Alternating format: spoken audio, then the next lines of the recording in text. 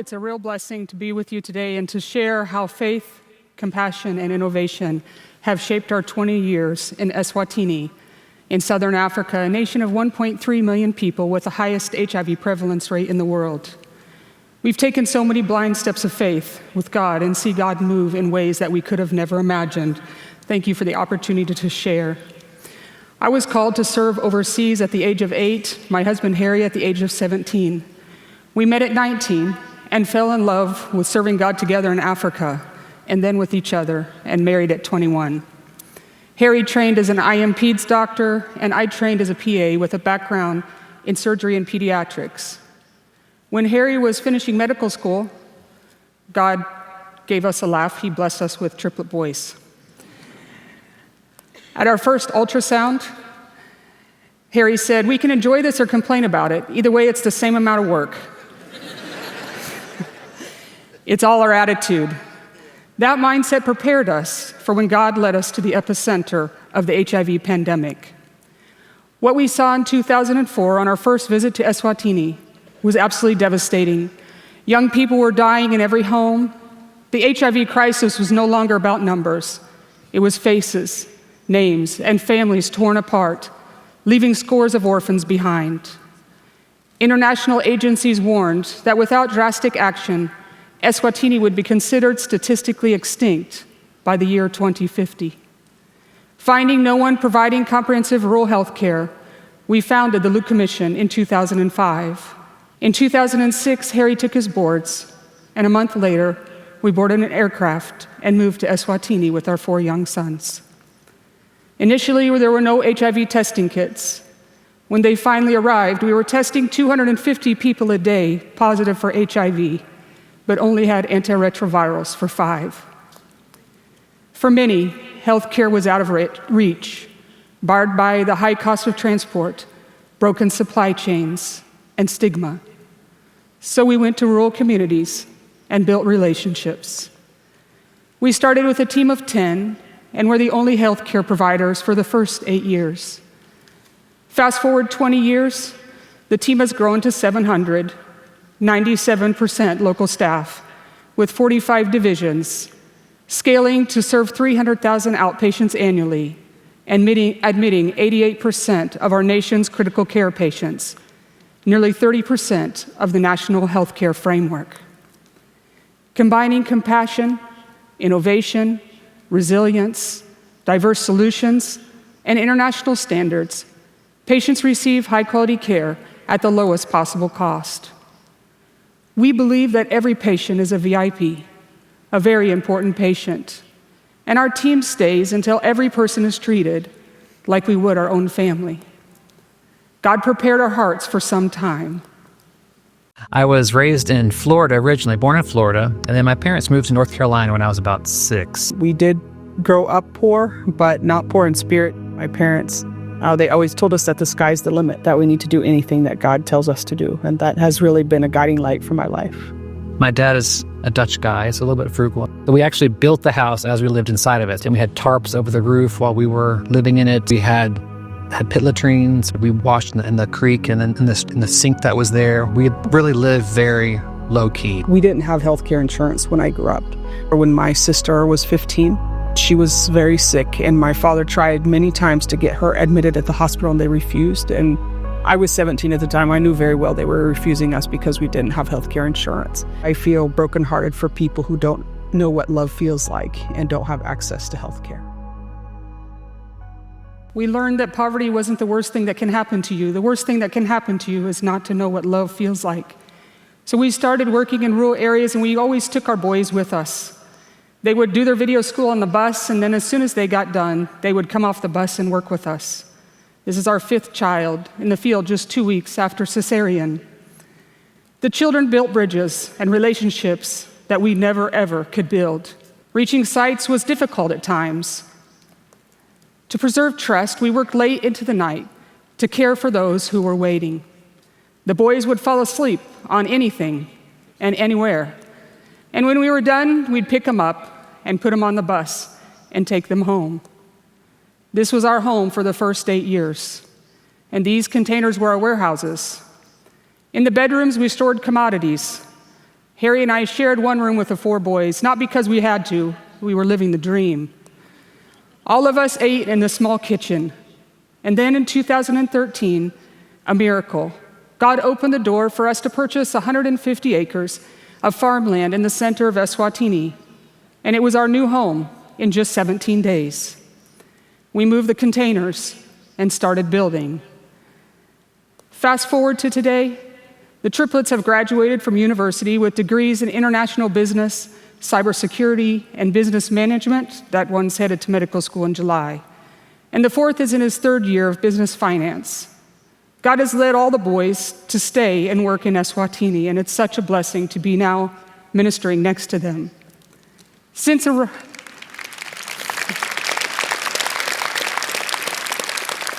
It's definitely a blessing we never expected. Since arriving in Eswatini, we've welcomed 2 more children, a daughter, 12, and a 10-year-old boy, and a daughter in love. She was orphaned during the HIV crisis, and she calls us mom and dad. We now have a grandson and a granddaughter on the way. Since 2013, our local team in Eswatini has built 25 buildings on the Miracle Campus, which has become a beacon of hope and healing for the nation. Patients also calling it their last hope.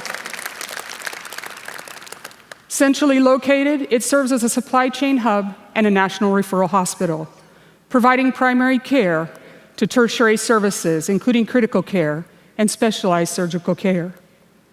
These blind steps of faith have had 3 pillars to guide our decisions: faith, compassion, and innovation. What would I do if this was my own family member? And then yet another miracle. In 2020, Eswatini became the first African country to reach 95-95-95, achieving HIV epidemic control. That's far cry from what we heard when we first went there, that Eswatini could become statistically extinct. And then the next tsunami. At the height of the HIV pandemic, 20% of our nation was orphaned. As TLC grew, we realized many staff were orphaned, carrying deep trauma and unprocessed grief. 8 years ago, God challenged us. What are you doing to heal the hearts of the adult orphans who work for you? He pressed further. You expect healing. You expect compassion. You expect love. But how do you give those things when you've never received them? God told us to create a safe place where the staff can belong, a place for inner healing, guiding staff from surviving to thriving.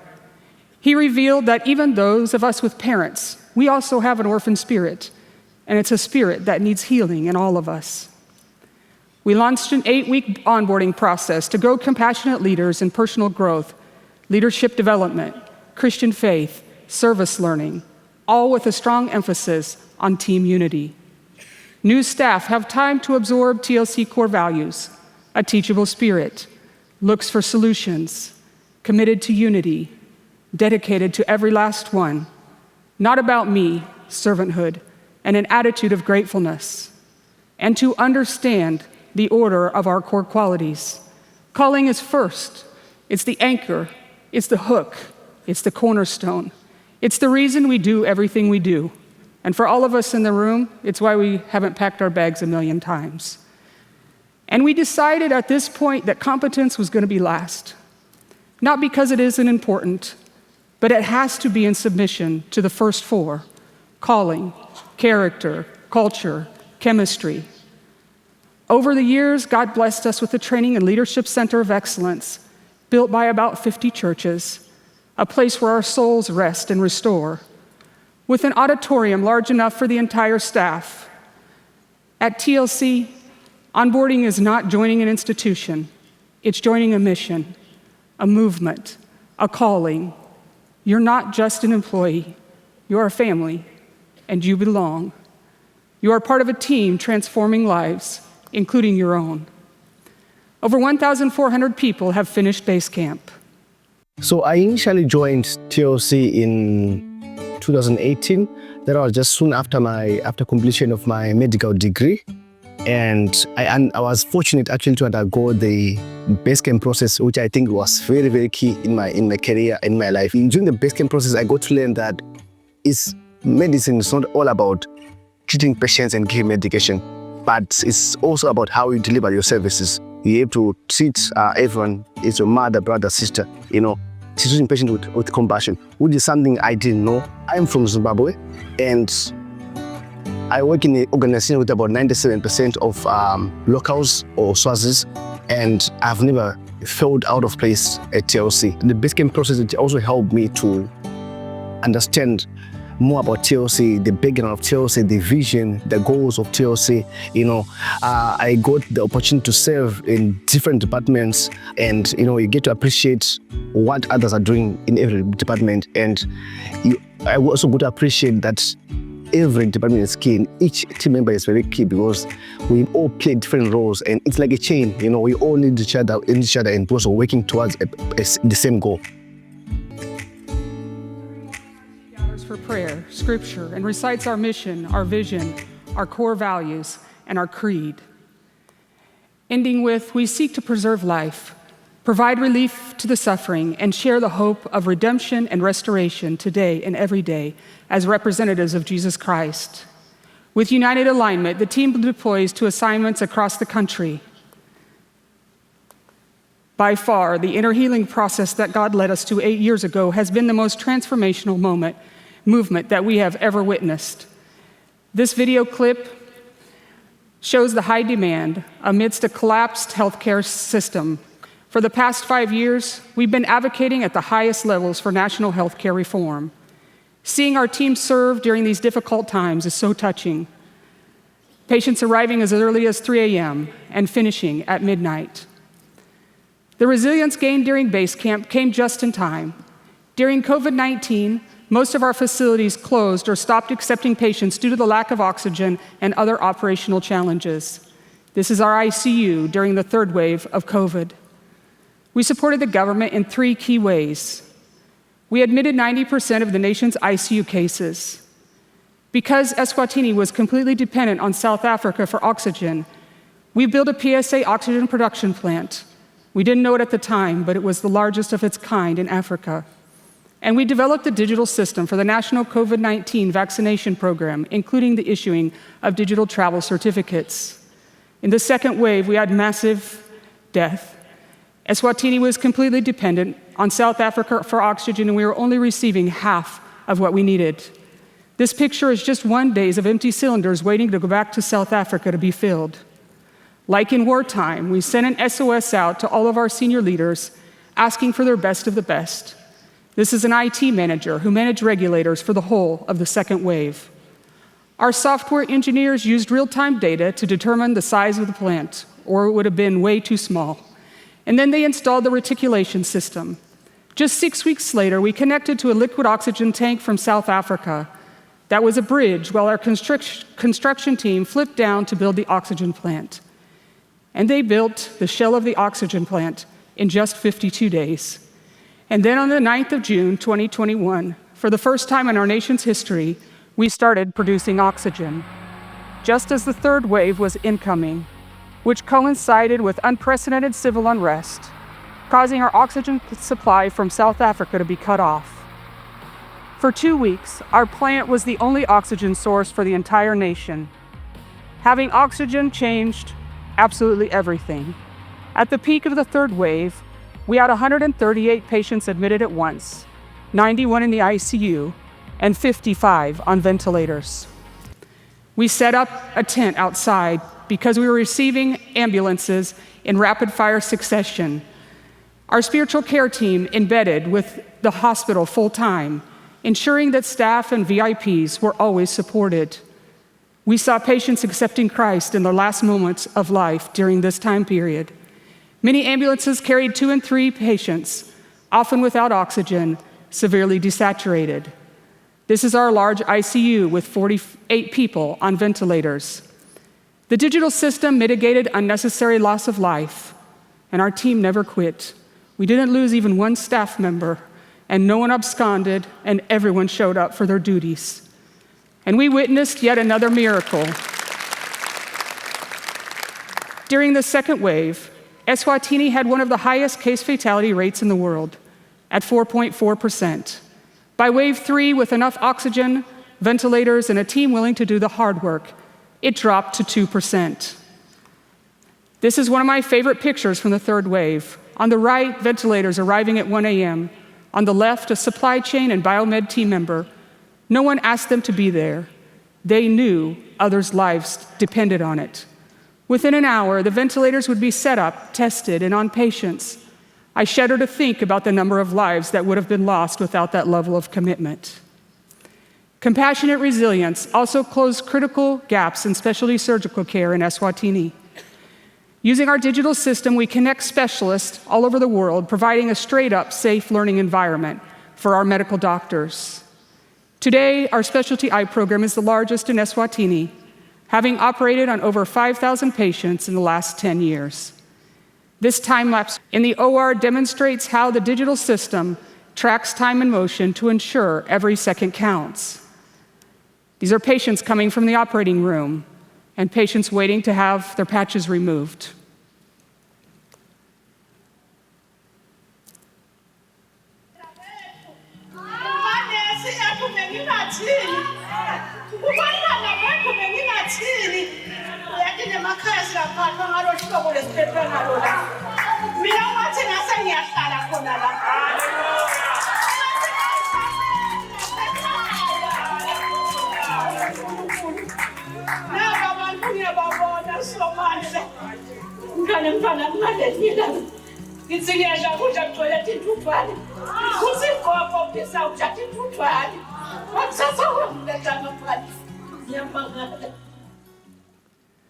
The auditorium in the Training and Leadership Center of Excellence serves as our big bedroom during these times where patients lodge to ensure time and motion efficiency.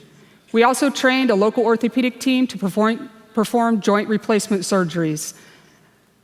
This is a team that's supported all the way from Houston. Hi, my name's Greg Stocks. I'm an orthopedic surgeon in Houston, Texas, specializing in hip and knee replacement surgery. It's been such a privilege to come back to Miracle Campus for the Luke Commission this year. This is a very special place. What's special about it is how they everyone here authentically leads with compassionate care. I have not been to a place where the patients are all called VIPs, very important patients, and they are all VIPs. And the authenticity that I hear in the voice of every person who interacts with a patient, referring to the patients as VIPs, is incredible. We've learned that strong, efficient systems catalyze compassion. Technology ensures integrity and excellence at every level. 7 years ago, out of sheer desperation, we started building Luvelo, which is a Eswatini word for compassion. Luvelo is custom-built enterprise software suite with 4 pillars: health delivery, supply chain, productivity, and personnel. Luvelo prioritizes efficiency, guiding staff to ensure every patient is offered all priority services at every visit, automating follow-ups and patient feedback through SMSs, phone calls, WhatsApps, and home visits, using digital technology to ensure no patient is lost. Luvelo integrates multi-language translation, adaptable to any context. With 25 interoperable apps, Luvelo ensures the right people are at the right place at the right time with the right resources doing the right thing. Luvelo strengthens supply chains, ensuring that the right medications and commodities are always available.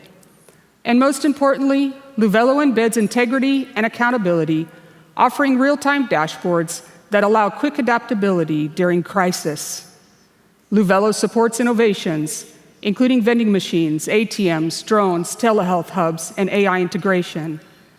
Luvelo has been recognized internationally, recently winning the Africa Supply Chain Excellence Awards, competing against entrants from as far away as the UAE and the USA.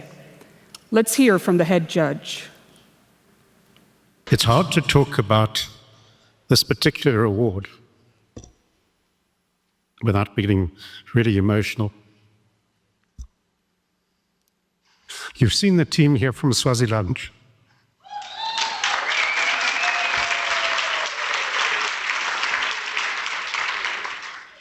I think it was certainly a unanimous award from the judges. And if you talk to Mike and to Martin, 30 years of judging, the best entry they have ever seen. I mean, it's very unusual, but they scored an average of about 94% on their scoring. I've never seen anything like it at all. So for the special award, top award of the evening, can I ask the whole team from the Luke Commission for their entry, Luvelo, to please come up. Luvelo has empowered a world-class snakebite treatment unit. The narrative used to be, if you're bitten by a black mamba, say your goodbyes.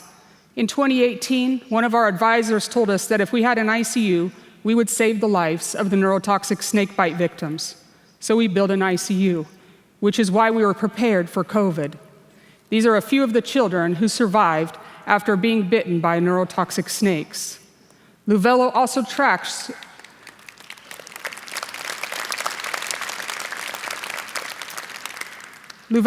tracks which snakes are biting and where in the country. And in 2024, we had yet another miracle. For the first time in recorded history, Eswatini did not lose a single life or limb to snake bites due to the availability of critical care and supply chain excellence, ensuring that there was never a stockout of antivenom. Luvelo is one of our patients from 2024 who arrived in an ambulance coding from a neurotoxic snake bite and was immediately intubated. By day 3, he appeared brain dead. His pupils were fixed and dilated, and he didn't respond when a sedation was weaned. But on day 6, he squeezed someone's hand. After being extubated, he recalled everything: the music playing in the hospital, which doctors were taking care of him, but he was really angry at his family because they were looking for his ID documents to prepare his death certificate. He was paralyzed and couldn't tell anyone that he knew what was going on. And here he is right before going home.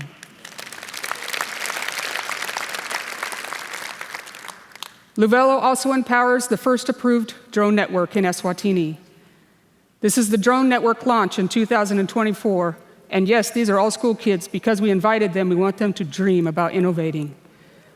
Our team of 5 local pilots is capacitated to run the entire drone operation.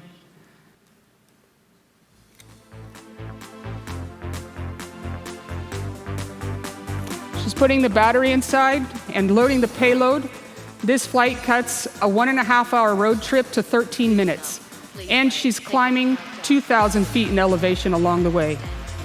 This network revolutionizes on-demand dispatch and accountability of high-value commodities, delivering medications and lab samples to anywhere in Eswatini in less than 45 minutes.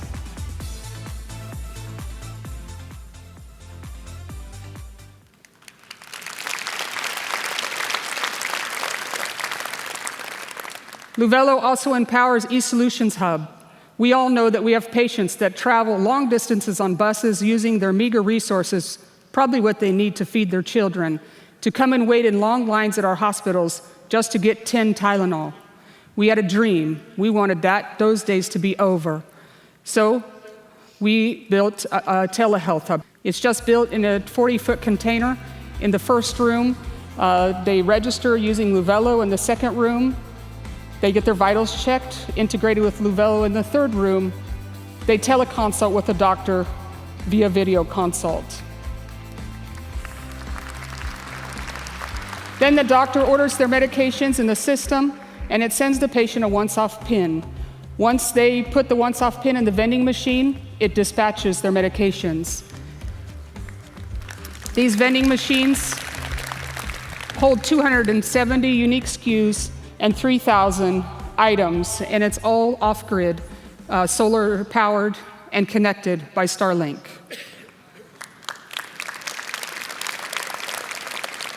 In 2024, we had the honor of showcasing the Telehealth Hub to His Majesty King Mswati III at the Eswatini Trade Fair, International Trade Fair. In June of 2023, His Majesty officially opened the Miracle Campus Hospital.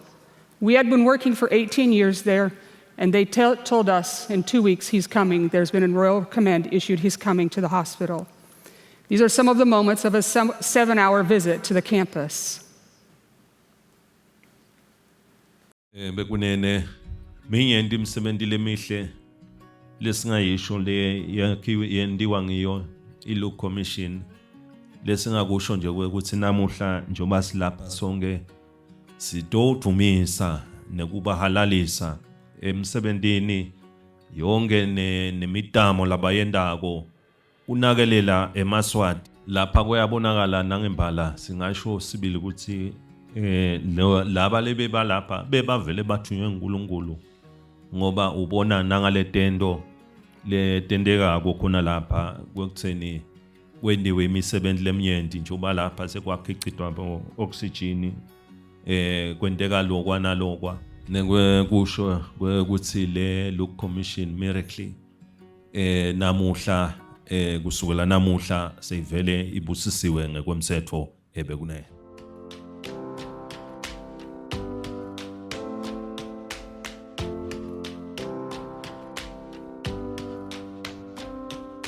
Your Majesty, I speak today not for myself or for the Look Commission, but for the most isolated and underserved populations of our kingdom, those with the least access to care and treatment. We believe that all solutions for a thriving Eswatini are already in Eswatini, are in the hearts of our people, our Mswati. We believe that compassion is a limitless resource in a resource-limited world.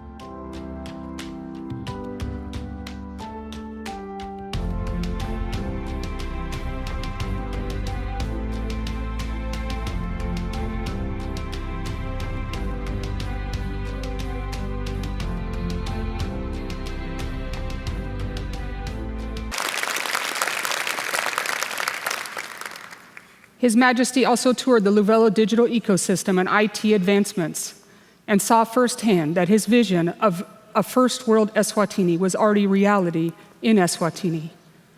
Over the past few years, people from every continent around the world have visited the Miracle Campus, initially drawn to the oxygen plant, the digital system, the telehealth hubs, or the drones. But when they leave, they realize one thing: it's the people who make the real difference. Johnson & Johnson, I've never seen anything like this anywhere. I'm going back in awe of everything you have done and accomplished in Eswatini. You are leading the pack, and what you are doing should be done elsewhere in Africa. Our former Prime Minister, if government had even 50% of the real-time data TLC has, we would have a thriving economy. World Bank Country Director, this is the quintessence of excellence, innovation, and impact in health services. How can we scale this in the kingdom and beyond? And 2 years ago, we had a visit from a senior political advisor from Washington, D.C., who was very instrumental in the re-architecting of the economy in Rwanda during the worst of the genocide. And he said TLC's commitment to and systems for organizational excellence will save more lives than TLC's work in healthcare. And the second thing he said really changed our focus. He said the digital system you have built can change the GDP of nations. And we all know changing the GDP of nations means saving the lives of the vulnerable. We're really grateful for being here with you today. Thank you for allowing me to share a story for the entire team in Eswatini. We have witnessed many miracles, and of course, there are challenges in front of us. USAID has been a major partner for 15 years, and the accountability of the digital system has caused significant local disruption to status quo. We continue to advocate at the highest levels locally and globally for transparency, accountability, and equitable allocation of healthcare resources to protect the world's most vulnerable. We would ask you to pray for us for wisdom and God's heart. We have seen God do countless miracles, and we trust He will continue to do so even now. Thank you very much.